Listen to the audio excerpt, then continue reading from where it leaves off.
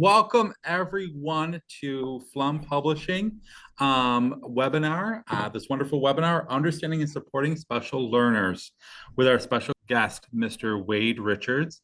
My name is Dave Barossi, and I service the New York State.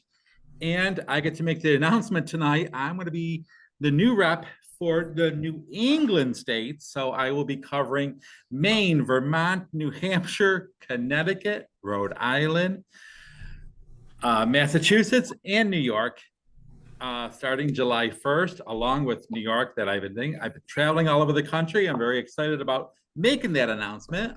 It's been official. So I get to travel and I get to see many friends that along the way.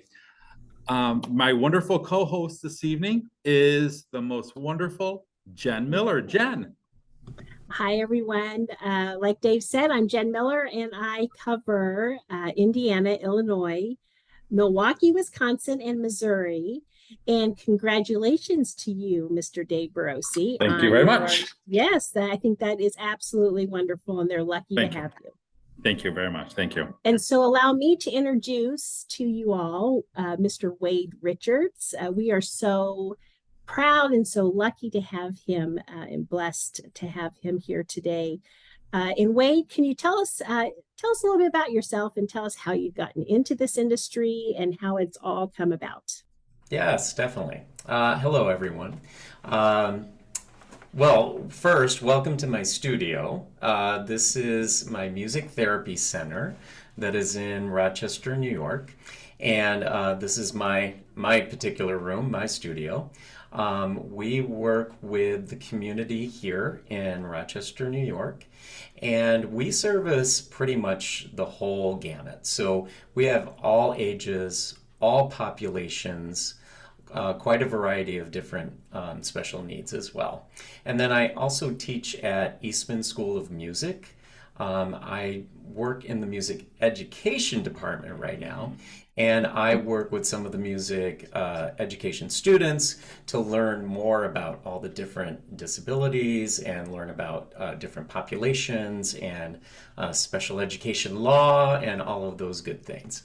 So what we're talking about today is my everyday life. So these are my friends that I work with on a daily basis. And so just to give you an idea, like just today, I've had children, adults, teenagers, some on autism spectrum disorder, cerebral palsy, oh my gosh, let me think what else, deaf, blind. So a whole range who come specifically for music therapy. So I think one of the reasons maybe I was asked to join is because of that background and some of the work that I do with such a wide range of individuals and friends. I really help other school districts and other programs actually talk about how to modify curriculum, how to best support students with special needs in the classroom. And so I'm hoping to kind of walk you through some of the basics and maybe give some more examples that are more particular to your field as religious educators, and to offer some suggestions as we go. I guess Dave, should we just get started? We could start with prayer, and Sure. we call upon our God. This is a beautiful moment. Let's call upon our God as we begin all prayers in the name of the Father and of the Son and of the Holy Spirit. Wade, why don't you lead us in prayer? Sure. Actually, instead of a prayer, because that's not necessarily my base, I'm going to share with you a song that some of my students helped me to create that I think is like a prayer. And it's something that I think will be something that you can share. All of these things are great things that you can share down the road. So let me bring up my screen so I can share that with you. And let me just go to present here. Okay. Can everyone see the screen okay? Okay. Yes. I'm just going to check in with So, hey, special thanks to Gospel Weeklies and FLOM, Faith Formation Program, for having me here tonight. And they'll share some resources with you as we go on too. But to get to our prayer, our song that some of my students helped me write, teach us to be patient. Teach us to be kind. Help us see the good in every heart and mind. With love and understanding, we'll join our hands in song, making this a place where everyone belongs. So I wanted to start with that first tonight. And I can see that as a great way to open a classroom. Um, And so, what I wanted to do first was just kind of sing through it with you, but also give you some of the strategies that sometimes I will use in a classroom that is included. You know, we have all different people with all different needs in the classroom. So, let me exit here for a sec. Exit full screen. Okay. So I'm going to sing through it this time. I won't have it up on so you can see it, but just kind of listen. Use your auditory skills. I kind of gave you some of the visual components, but this time take a listen. Teach us to be patient. Teach us to be kind. Help us see the good in every heart and mind. With love and understanding, we'll join our hands in song, making this a place where everyone belongs. That's nice. So I could see where, something like that in the classroom would be a great kind of like bring everyone together, help us remember that we all are different and celebrate those differences. So I'm going to actually give you now, I can't see you at home, which is really hard for me. I'm so used to having, people in front of me and can help. But I want to give you, so we talked about auditory, we talked about visual, and I want to do something tactile or kinesthetic. So we're going to be using our hands and movement, and I'm going to give you some sign language to do along with this song. So if you can do some of this with me, thumb, and put it here and do patient. Patient. Teach us to be patient. Kind is you can touch your chin here and then over and over. Kind. So teach us to be patient. Teach us to be kind. Help us see the good. Now, you could sign good, but that's not really what this means. So we're using American Sign Language. We're really talking about what is the meaning here. We're talking about the goodness in your heart. So if you take your middle finger and you kind of draw around here, help us see the good. Help us see the good in every heart and mind. If you go beat, beat against your heart, that's heart. In every heart, and then touch your head, mind. Teach us to be patient. See if you can say the words at home. Teach us to be kind. Help us see the good in every heart and mind. Give yourself a hug. This is love. With love and understanding. I'm kind of taking my two middle fingers and going like this, like I'm petting something. I'm like, I'm going to take care of you. I'm going to be kind to you. So with love and compassion, you could think of it as the same thing. With love and understanding, we'll join our hands in song. I'm just going to bring my hands together and do this. We'll join our hands in song. Making this a place, just like show everyone, here's where we're at. making this a place where everyone belongs. And this means everyone is connected and they are together. Teach us to be patient. Teach us to be kind. Help us see the good in every heart and mind. With love and understanding, we'll join our hands in song, making this a place where everyone belongs. Now that we've gone through that, I'm just curious. This is my curious brain that is always like, what did you learn? And because we used our body and we use different senses, I'm gonna do a little test here. What do you remember? What is this the sign for? Patience. Patience. What is this the sign for? That's your heart. Yes. It's your heart beating. Um, Good. we all connect, we all belong. Belong together. Yeah, good. I bet all of you at home are like screaming out loud, like, yeah, it's kindness. Good. And just showing that, like, by learning some of these signs with something, we've strengthened our knowledge of what we're doing. The poem, we can work on memorization more. So I'm going to just sing through it. If you want to try some of those signs at home, you can. Teach us to be patient. Teach us to be kind. Help us see the good in every heart and mind. With love and understanding, we'll join our hands in song, making this a place where everyone belongs.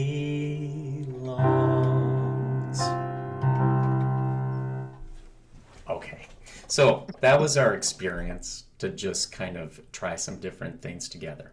So now let me pull up my screen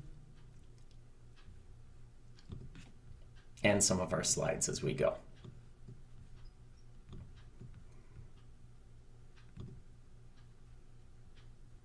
Okay. So I just wanted to go over a couple of things that we're going to get to tonight. What are we going to explore together? Personality and learning pathways. Personality comes into play in everything.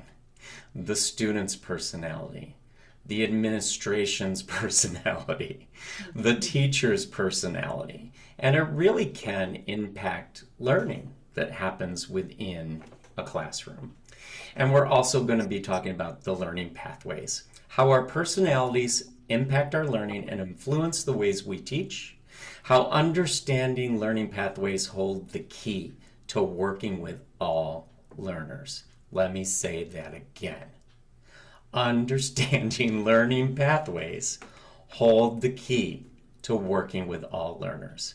I know I hear over and over again from different teachers that I work with. We haven't been trained. We haven't been trained to work with this population. We don't know what we're doing. I'm going to go back and say, yes, that's true. But there's also some components, if you utilize some of these specific strategies and techniques, it's not just for inclusion, it's not just for working with special needs, it's really good teaching. And so I just want to emphasize that being, cognizant of that, you do have skills. We just have to like talk through it and maybe get some new creative ideas in place. Yes, there are students who need more than that.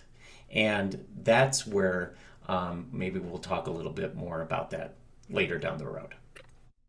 Next, the 8 senses. How many of you think there are just 5? There's not. There's actually 8 senses. and sensitivities. And when you know that, and you know there's so many different populations that we work with, that knowing sensitivities are key to understanding what's happening when someone reacts to something that we're doing in the classroom. So sensitivities refer to heightened or exaggerated responses to sensory stimuli. These responses can manifest in various ways, including hypersensitivity and hyposensitivity into sensory input. And we'll talk about what to look for to kind of know what's happening.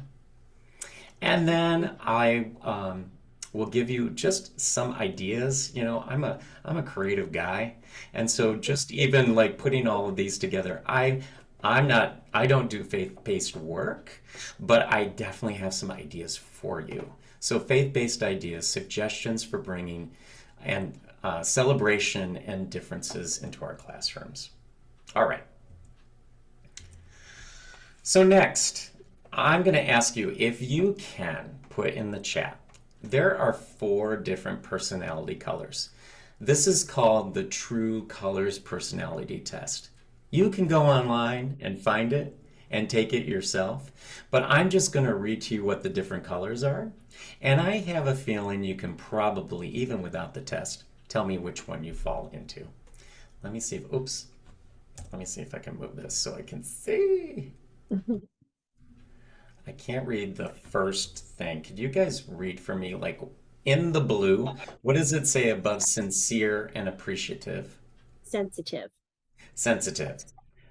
Sincere, appreciative, artistic, inspirational, spiritual, inclusive, mediator, peacemaker, idealistic, intuitive, romantic, loyal, caretaker, cooperative, collective, collaborative, creative, caring, team builder, and people person. That describes the blue personality. I always think of them as sometimes the kindergarten teachers who are just so like want to make sure that everyone is taken care of, that they look out for every single child in that class. That's that blue, loving, caring. And I'm going to guess in religious teaching, a lot of teachers are probably going to be blue. Okay, let's go to the next one. Dave, I think you're probably a blue. A blue. I'm a I blue. think I think you're probably a blue. Yeah, I'm a blue. Yes. You know, you can guess your teammate there and see what you think she is. But gold is the next one. Obedient, allegiant, faithful, dependable, efficient, practical, orderly, sensible, thorough, conventional, proper, stable, organized, punctual, helpful. Yes, the gold personality is that one who they want to know what the expectations are. They want to know time frames. When is this due? Tell me the exact date. And probably some of you are laughing about that right now, right? Okay. Orange. Full disclosure, I'm very orange. Very, very orange. Action oriented, quick witted, charming, spontaneous, playful, risk taker, creative, multitasker, cheerful, energetic, bold, quick, acting, performer, problem solver, negotiator, and resilient. That is definitely me, for sure. These are the teachers who, in the moment, I think you might have a few people who aren't muted, but you could check. These are the teachers who come in and say, wow, I had this plan, but you guys are showing me this. Let's change what we're doing today. Here's what I want you to take away from this lesson today. It's so important. They're in the moment, kind of like right now. For me as a therapist, and especially a music therapist, that means, you know what? You come in angry, I'm gonna like do a whole angry lesson with you to meet you where you are. So I'm definitely in the moment kind of teacher, therapist instructor. And then there's green. Inventive, self-sufficient, persistent, intellectual, inquisitive, accurate, careful, impartial, systematic, logical, and theoretical. These are the teachers who want to know more. They always ask questions about, why is this student struggling with this? What is the research out there that helps support what I could maybe read about to find more strategies for this person? They always want more knowledge, more schooling. Give me more workshops. Tell me more kinds of things. And I guess I didn't really describe the gold teacher. They're very exact. The lesson plans are pristine and they are followed to a T. Okay, some generalizations there. But if you can in the chat, kind of say if you think you're more blue personality, gold personality, orange, or green. Yeah, I have a couple of people, Wade, that said, like Sue says she's very blue. And Lisa says that she's blue with a touch of gold. Oh, yes. And as we do, if you ever do the scoring, go to True Colors and find out the scoring. It'll put them in order. So I am orange, then blue, then green, and then gold, I believe. So yeah, it kind of puts it in a perspective. We're all of these things, but there's things that shine brighter or more colorful as we go. Now, why is this important? Normally in a group of people, we will find that everyone, even in my small classes of like maybe 10, I will have one of each color. Absolutely in that classroom, almost every single time. So now, this helps to tell us with these personalities, if you know that you're blue or you're gold or you're orange or green, your learning style. So blue are interactive. They love people. They love talking with people. They do best when they're in groups. Right, Dave? Yes. Jen, I don't know. Jen, what are you? I'm blue. Yeah, I kind of thought you would be too. Yeah. Okay. Very responsive to people-related learning activities. Gold, they're very structured learner. They do best in an orderly classroom environment. There's clear instructions, and they're going to follow the rules easily. You want me to do this? I'm going to do it. Green, independent. They are independent learners who prefer learning more abstract principles. They like research and independent study. Guys, go have your group. I'm going to go over here and read a book on this topic. Orange, active hands-on learner. Likes participating in learning activities. Sometimes consider hyperactive student with excess energy. I'm that person who's like, if I'm in a 5-hour course, I gotta get up. Don't just lecture to me the whole time. You lost me 3 minutes in. So I think it's just interesting to see that.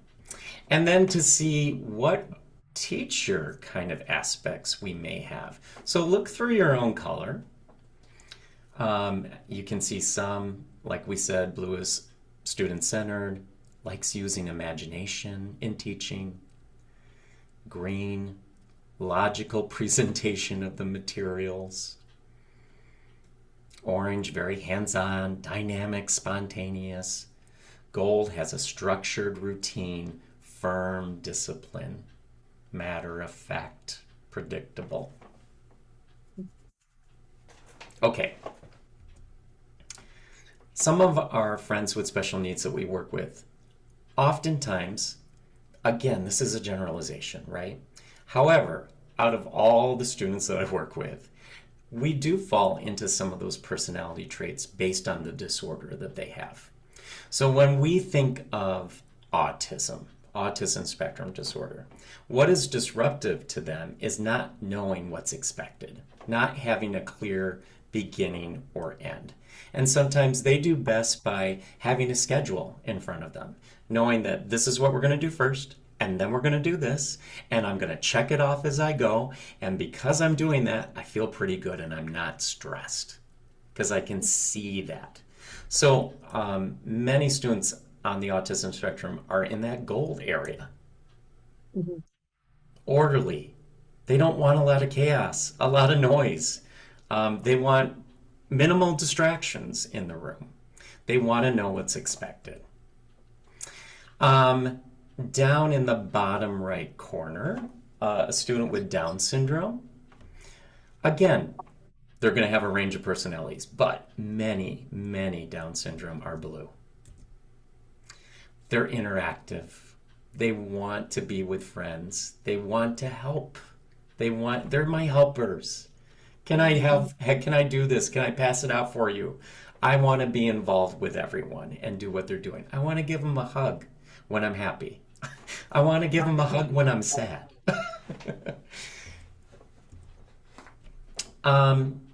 In the center, down there, a student with ADHD.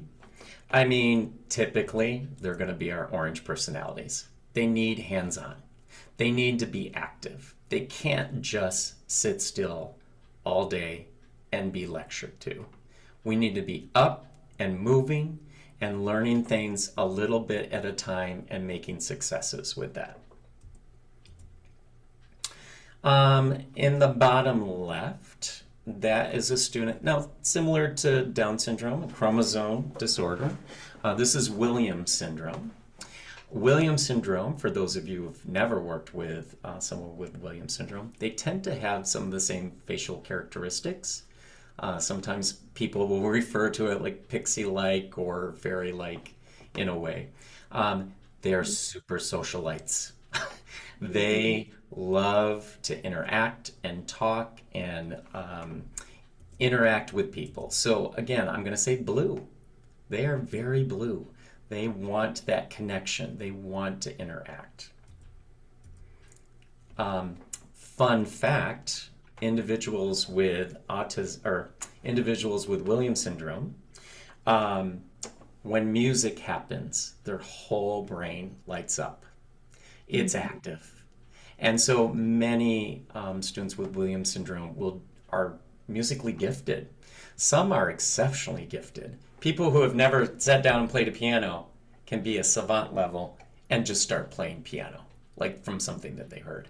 There's special camps for students in the summer that showcase their music and artistic skills and dance skills and things like that. And then at the top, Asperger's syndrome. Again, this is kind of within the autism spectrum disorder, but some of you might have heard of Asperger's. Usually the main difference is their communication style is really good. They can articulate quite well. The problem is the social connection and the social awkwardness, or not knowing what to say, or not being able to demonstrate empathy or recognize emotions in other people. They tend to be green. They are independent people who like to know about everything. And sometimes it's very specific. So one of the individuals I work with Asperger's, he's a music person. That's his whole life. So he's like, the piano. Mr. Richards, how do you open it up? How do you tune it? I want to learn how to tune the piano. How come the strings are this way? Please tell me about this maker of the piano. So they tend to want to know a lot of information and ask a lot of questions, which is kind of like our green personalities a little bit. Okay. Now probably some of you, I don't know if you've ever taken other personality tests, but there's some out there. There's the Myers-Briggs. And this breaks things down into people who are either extroverted or introverted. If you are more sensing or intuition, if you are more thinking or feeling, and if you're more judging or perceiving. And so if you don't know this, this is a great place to find out a little bit more about yourself. And this personality type can absolutely impact the way that you teach, for sure. So I think it's really interesting to, go down this pathway if you have never taken the Myers-Briggs. Jen, Dave, have you ever taken the Myers-Briggs? Yes, I have. Yes, I have. Mhm. I'm going to guess you're extroverted, Dave. I am, and I think Jen is one too. We're Oh, gonna yeah, decide and I'm the first. opposite. I am You introvert. are. You are Yeah. introvert. Even though I'm doing this big talk right now, I can still be both. But what the difference is, extrovert, they want to be with people. They get charged up by being with people. Introverted people, yeah, we can still work with people, but when the day's done, we want to go home and be left alone. And we want to do our own Yeah. thing. Yeah. So, anyway, this is another personality type that's out there. So now we're going to get into the four learning styles. And there's kind of a fifth one too that I'll talk about. But I always go over this with all of the teachers, students that I work with, interns that I work with, to recognize when someone's more visual, learns best by seeing, auditory, learns best by listening, tactile, learns best by touching or trying it out, and kinesthetic learns best by moving. Now, sometimes we'll put tactile and kinesthetic together, and we'll just call it kinesthetic learning. The other one can be reading and writing, can be another learning style. That's how a person learns, by reading it or writing it themselves. So, usually my example is music. So I'm going to use my music example, but be thinking if let me see how I can adjust it for you. Let's say you had to memorize a new prayer to do in front of the congregation next week, and you had to have it memorized. How are you best going to do it in a short period of time? Some people will, I just need to read it over and over again. I'm looking at it. Some people will record it and play it back and just close their eyes and listen to it, and they'll be able to learn it that way. Some people need hand gestures and movements so that if I'm saying this particular part, I know when I move my hand this way, I will remember that line. So that can be one example of that. In music, we oftentimes have to learn a new piece of music by heart. So when I talk to all the musicians that I work with, I always ask them this, and it's such a mix. People are like, I have to read the score first. Hands down. I can't do anything until I do that. Another person's like, I'm going to listen to every recording of that piece by different artists so that I can get my own sense of what I want to do with it. Other people say, I need to play it and get it under my fingertips. And I'll keep doing that until I get it right. So they're tactile, they're kinesthetic learners. And I guess we could say writing. Some people might actually write things in order to remember the chords, remember the notes, that type of thing. So when we're talking about classrooms and we're talking about teaching, the more that you can use these all together is going to make the most impact, because many of us, and I invite you to go find a test that checks your learning style if you're not sure, to see how do you learn best. And then sometimes with students who are struggling in a particular area, I'm going to give an example of college students. Sometimes I actually will do music therapy support for college students who are struggling. One that comes up all the time is auditory skills, and they're having a real hard time with theory and hearing different aspects. Maybe they're having trouble with pitches or whatever. Every time I've assessed them, they are not an auditory learner. They are a tactile learner or kinesthetic. And as soon as I get music into their bodies, they can do it. No, a lot of people do not teach tactile and kinesthetic modalities. They tend to be all auditory. I'm going to tell you, I'm going to give a lecture and you're going to listen and take notes. Or by seeing, so we're watching presentations or slides as they're happening. So that's a key component. If you're not moving and doing tactile types of things in your curriculum, that's the first line that you should be doing more of that. We call this multisensory approach. So using all of these different aspects, multisensory. Okay. I'm just pointing out all of our differences as just regular people first. So, we can be more, neurologically, we can be functioning more, neural pathways are lighting more up on the right brain side or left brain. Yes, whenever we do something, it lights up on both sides. But if we were doing a brain scan and we're learning something brand new, many people will be one or the other. There is something called midbrain as well. There's also tests that you can take. I have all of my students do that because I get a sense to see, how do I need to make sure that I'm being holistic in some ways, but also details. So if we're looking here, right brain processes information holistically. They see the big picture first and then the little details. They tend to be very creative. They move randomly from task to task. They use intuition to solve problems. They see the end result with clarity. Left brain, can you guys tell me what the red one at the top says? Process information in a linear manner. Yeah, in a linear manner, part to part, from beginning to the end.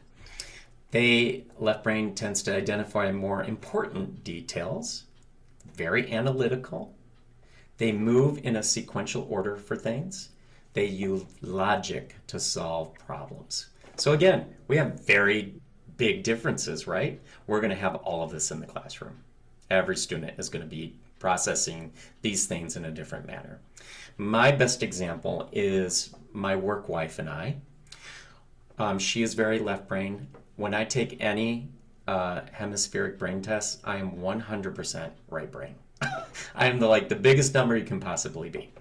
So she's going to redesign her studio, her music studio. And she says, Wade, I need some help. I've been drawing pictures of how I want the room organized and moved around. And I'm just like, please. Let me just look at that space. Okay, all right, here's the things you need. What's most functional? What do you need? I can look at it and say, you need to move this here, this here, this here, this here. Wade, you can't move those two things. They won't fit there. We have to measure it. We don't need to measure it. I can see the end result. It's going to fit.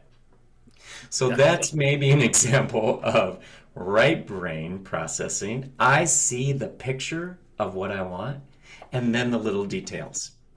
She's looking at every detail first and she's like, I cannot visualize how this room's going to look. I have no clue. I have no idea. I think that's a really great example.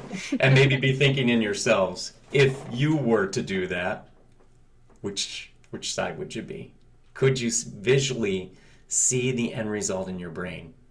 Or are you like, wow, I'm struggling. I got to write it down. I need numbers. I need other things to look at before I start making those decisions.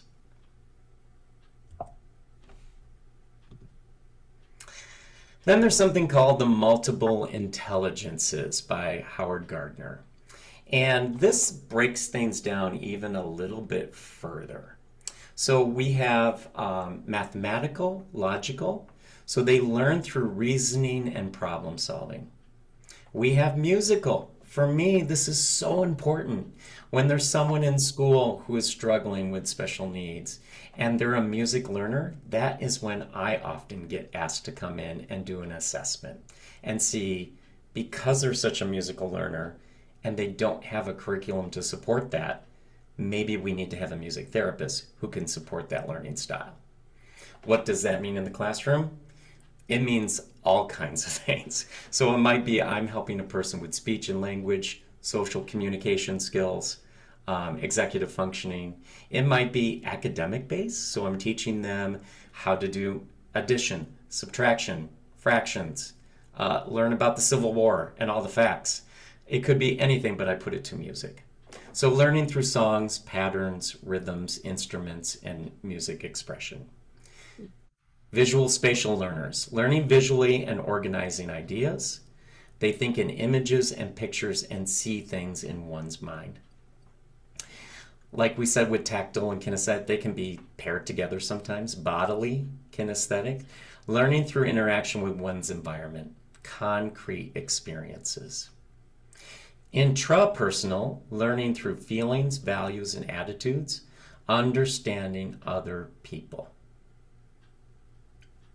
Understand other people. Interpersonal, learning through interactions with others, working collaboratively and cooperatively. So just to clarify what intrapersonal, that means self-smart. I'm self-smart. I can figure this out myself. Interpersonal is I want to work with other people to work on things and learn. Naturalist, learning through classification, categories, and hierarchies, ability to pick up on subtle differences. They like to be outside. They like to do things in nature and have all of those connections.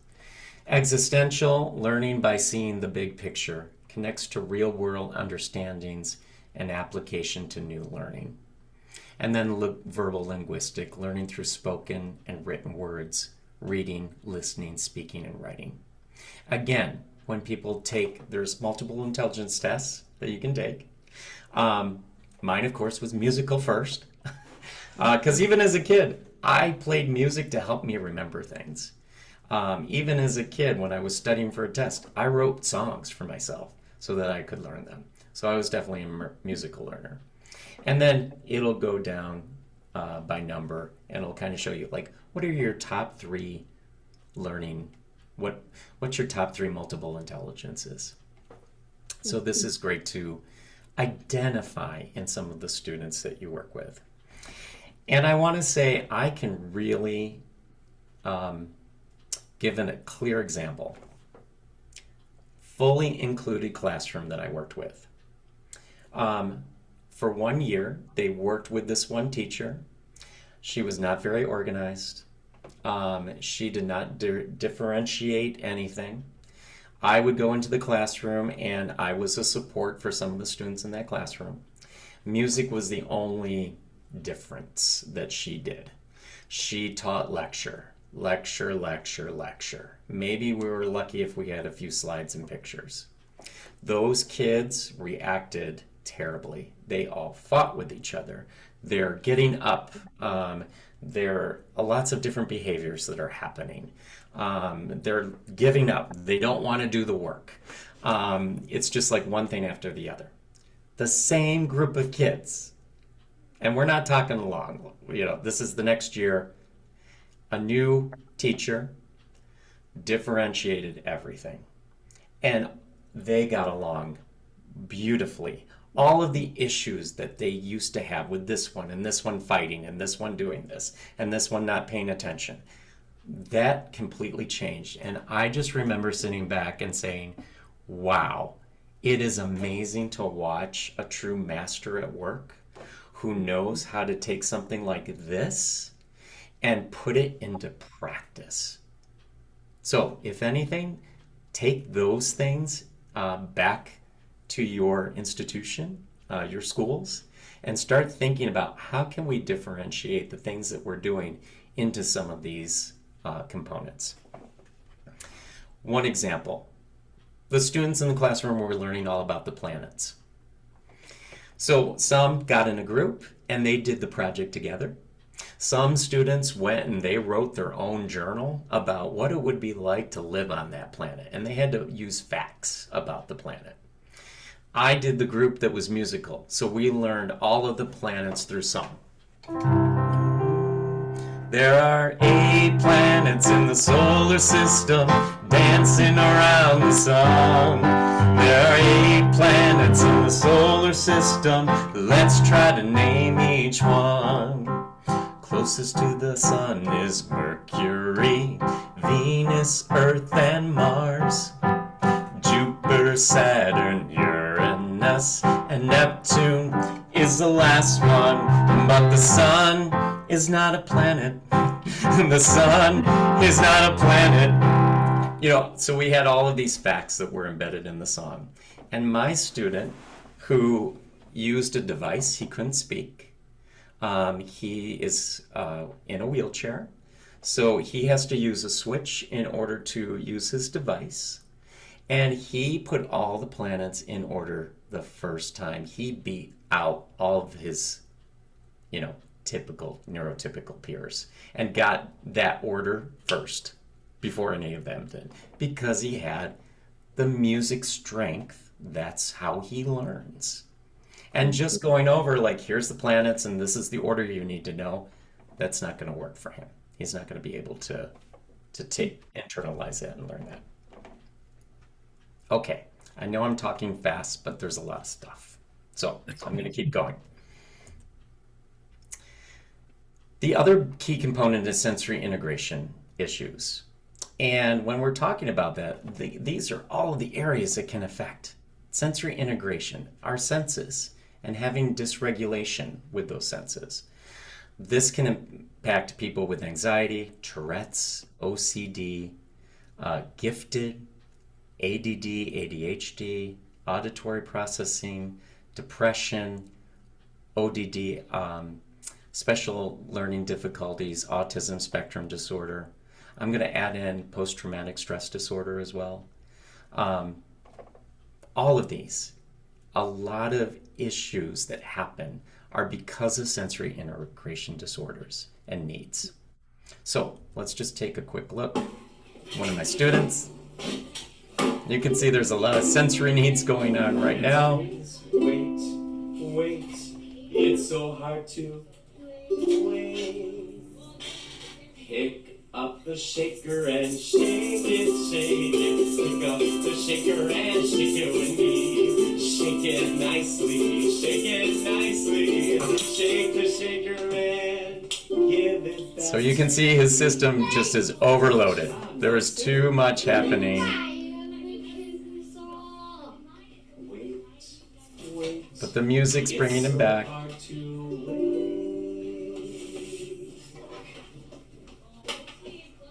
Wait, it's so hard to put hands on knees,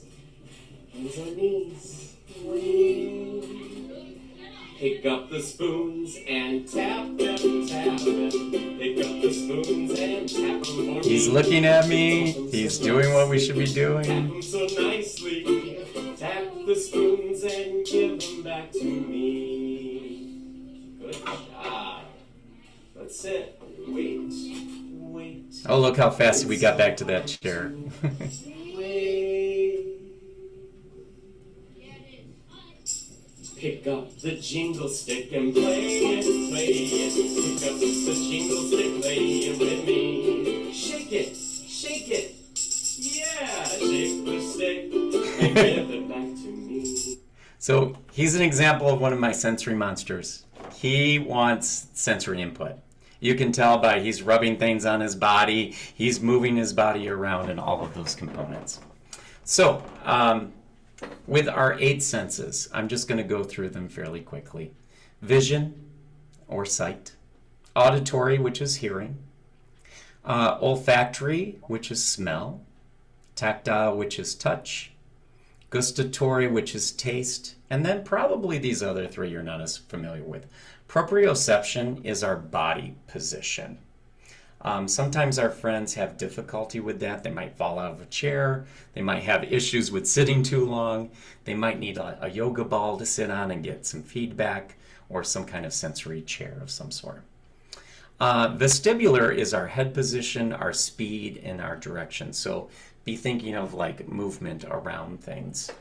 And interoception is our internal sensations. That can be, knowing that we need to use the bathroom, that we're hungry, that we have emotions that are happening in our body. So those can be some of the areas where we have sensory disorders related to that. Sensory disabilities in any one of these systems can lead to significant difficulties in daily living and social participation. While our sensory systems cannot be fixed, many of them can be improved through working with a therapist and other specialists, and we can learn strategies to better accommodate our needs. So in all of these are slides that I know that Jen and Dave will be able to share with you. What I did, we're not going to go through all of them just because of time, but just to show you some examples. We have hypersensitivities and hyposensitivities. And many of our friends with special needs will have a mixture of, they'll be hypersensitive in one area and hyposensitive in another. So hypersensitive here can be strong aversion to touch, clothing, tags, certain kinds of fabrics, appear to overact when slightly bumped or touched. Hyposensitive, they might not notice that they're being touched. They do not have a good sense of pressure, and they might apply something and be actually too hard with a peer or a friend. They might accidentally hurt other people. They might seek pressure. So my friend that we just saw, he is hyposensitive. He wants all the touch. He's like, give it to me. Give me more. I want to feel all of those things against my body. So in each of these systems, we might have students in the classroom who it's too loud, just the noise level, not even just music, but just talking. And we might need to have an accommodation where maybe they need to wear headphones when they're there in class. And that helps a lot. It will help lessen the intensity of the sounds. Visual. Some people can be hypersensitive to like too many colors, too many things in the room. Some might stare and be hyposensitive and stare at the bright lights and be distracted by the lights because they want to see things shine, spin, that type of thing. Hopefully, I'm not going to go into taste too much in the classroom. Hopefully, they're out in the lunchroom and they're not yours. Olfactory, just being aware that there could be certain smells, colognes, perfumes, things like that in the classroom. Vestibular,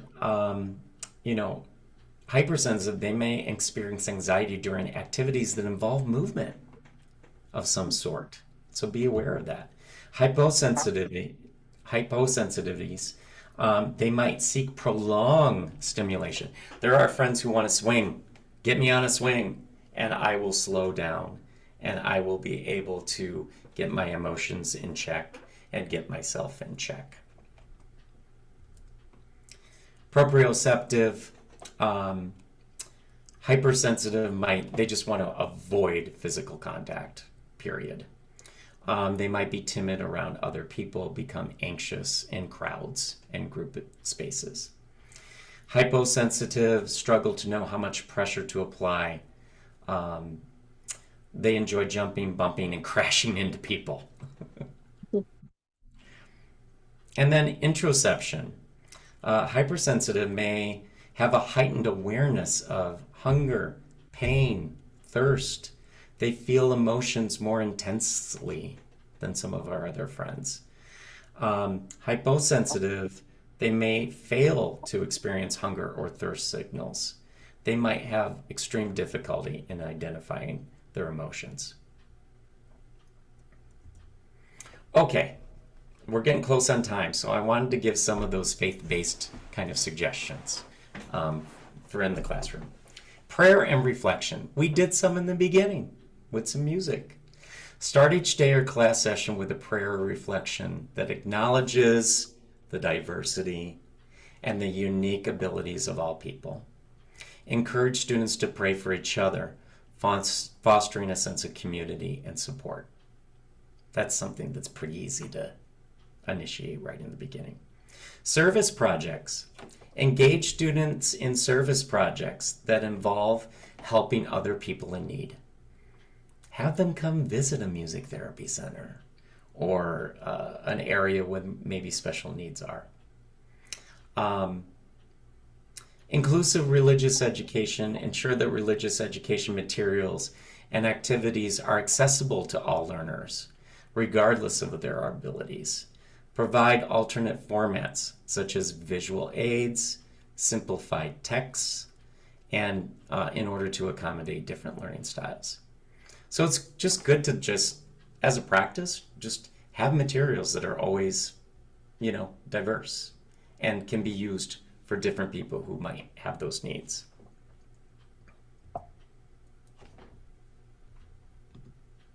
Buddy programs. Implement buddy programs where typically developing students are paired with special learners to provide support, friendship, and inclusion in school activities and events. This helps promotes acceptance, understanding, and a sense of belonging for all students. It shouldn't always just be the teacher interacting with the student with special needs. Inclusive sacraments. Make accommodations during celebrations and sacramental preparation programs to include special learners fully. This may include providing a sensory-friendly environment, adapting some of the rituals, and offering personalized support to ensure meaningful participation. I believe I remember a couple of churches that had a sensory-friendly Advent night or something. So maybe one of the services is geared towards a sensory-friendly environment for the families to celebrate and for the students to participate. Teaching gospel values, integrate lessons in love, acceptance, and inclusion into the curriculum, emphasizing the teaching of Jesus Christ on caring for marginalized and embracing diversity. Use stories to illustrate the values in action. Parent and community engagement. Involve parents and the wider community in supporting inclusion efforts through workshops like we're doing tonight, volunteer opportunities, and advocacy initiatives. Encourage collaboration and partnership in creating an inclusive school environment rooted in Catholic values. Saints with Disabilities. I know in the beginning, Dave and Jen showed us a book resource that you have. There it is. Learning more about the saints who have special needs of some sort. And doing some of those in research and exploration. Okay, I'm going to skip over this because we're almost on time. So resources, these are just a couple. Of course, all the Flum publishings, the Gospel Weeklies, the 23rd Publishing, Creative Communications. They do a great job of offering some different approaches, visually, auditory, tactile kinds of components. A Little Slice of the Pie program. If you go online, you should find some videos. It is the ACE program at Notre Dame, and there's a whole series of videos that they have about inclusion and suggestions. Neurodivergent Insights. This is a late in life diagnosed autistic ADHD psychologist, and she shares all things about mental health, neurodiversity, and wellness.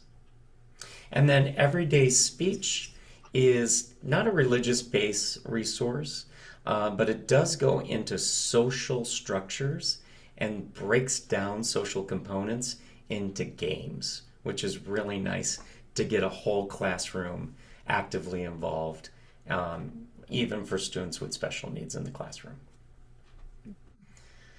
Okay, that was a lot of talking. I'm so sorry, because normally in a workshop I would be having you do so many things with me. But thank you so much. If you want to check more out about my programming, I'm at spectrumcreativearts.org. If you want to email me, it's wade@spectrumcreativearts.org. Wow, that's a lot. I am in awe. I am in total awe. There's so much. I mean, ladies and gentlemen, if we can go on, and Wade, that is just Oh yeah, I can. Yeah. fabulous. It was just wonderful, and I thank you so very much. And I think the people that are joining us across the country and in classrooms this evening or on the phone, they're just really saying thank you. This is so needed right now for us to help students that are special learners, especially when they use the Flum Gospel Weeklies. We have that. And Jen, I'm going to pass it off to you for a moment about how the Gospel Weeklies really help with special learners. And Well, sure. And first of all, thanks, Wade. That was so profound and interesting, and there's so much, to it. And I could just only imagine how much more we could learn if we could spend Oh more, yes. There's more so much time. information. There's so much that's out there that can help and can Yeah. assist. Yes. Well, on the topic of the Gospel Weeklies, like Dave was just saying, the Gospel Weeklies, it's a perfect program to incorporate all these items. You were talking, Wade, about teaching the gospel values, prayer and reflection, the service projects, inclusive liturgies, and sacraments. And the Gospel Weeklies incorporates all of that together. And we have so many different levels, and a student would be able to choose the level of the Gospel Weeklies that would fit their personality, their learning style. And so we could talk a long time about that. But Gospel Weeklies, definitely a perfect program for that. And make sure that you reach out to your sales representative to be able to learn more about the Gospel Weeklies if you don't already know, as well as helping formulate your program with the special needs parishioners at your parish or school. And the wonderful comments that are coming across the screen right now are just outstanding. If you would like Wade Richards to come and help with your teachers, reach out to Jen and I, and we could arrange it. We could help you out in helping you maximize the knowledge that's out there from helping with special learners and across the board. We do have 2 books from 23rd Publications. Jen Miller is holding up one, A Parish Guide to Welcoming Persons with Disabilities, is a wonderful book by 23rd Publications, and Special Saints for Special People. And this is another wonderful book from 23rd Publications. Please feel free to reach out to Jen or myself at our email. We're going to have it right up on the screen. This has been recorded, and our emails will show up at the very end. And please reach out. We'll gladly help you with the Flum Gospel Weeklies, our sacramental prep program, as Wade mentioned, helping celebrate the sacraments. And we do have wonderful ideas of how you could make those rituals come alive for our special learners. We have those ideas. We can gladly help you across the board. And for confirmation too, we have our adult ed program. I know I'm running out of a lot of time, and I just really want to say thank you, Wade. This was an outstanding presentation. Jen, you're always a wonderful co-host, and it is so nice to be with you this evening. Ladies and gentlemen, I thank you from Flum Publishing. My name is Dave Barossi. I'd like to pass it off to my co-host, Jen Miller. Go ahead, Jen. Thank you, everyone. Thank you for joining us. And if you'd like to learn more about Wade, maybe have a part 2 at some point. I was going to suggest, out of everything, because usually what happens is there's always a follow-up, like questions that people bring, like, I have this student who's doing these things and I don't know what to do. So that would be a great follow-up, is just an open kind of workshop. Sure. Yes. We would gladly troubleshooting. just let us know. So sounds good to me. And thank you, Dave. Thank you, everyone. Have a great night, and I really appreciate everybody across the board. Hope all is well. We'll see you soon. My name is Dave Barossi, my wonderful co-host Jen Miller, and we say thank you to Wade Richards. Good night, Thank everyone. you. Thank you, Good everybody. night. Good night.